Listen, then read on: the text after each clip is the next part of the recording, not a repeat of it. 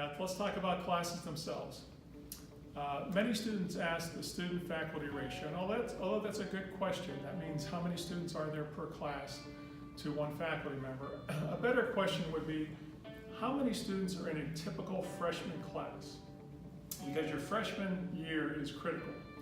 That's when a lot of students, excuse me, that's when a lot of students leave school. And so you're going to want to find out how many students are in a typical freshman class, but even more specific, how many students will I have in my English class versus my general psychology class? And the reason that's important is because most English classes are pretty small, because instructors have to grade a lot of papers. So you might have only 20 students in your English class, but you might have 300 in your psychology class. And if you're okay with that, that's fine.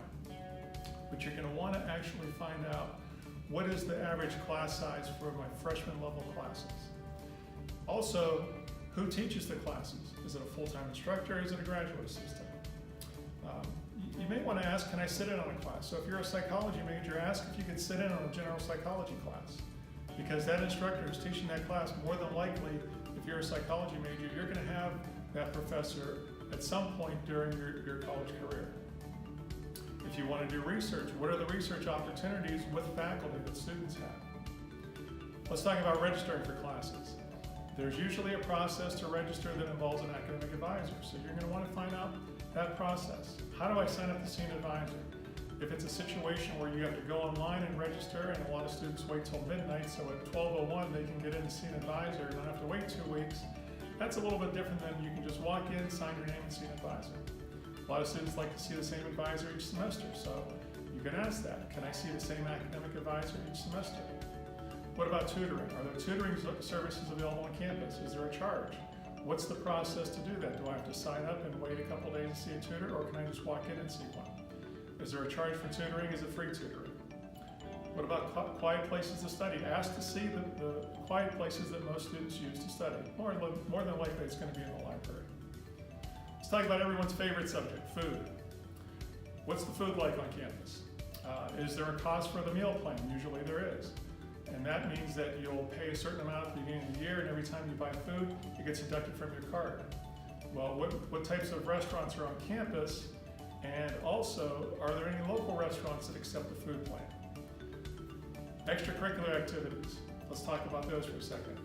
How many student organizations are there on campus? Is there a student organization for my particular major? If not, can I start my own student organization?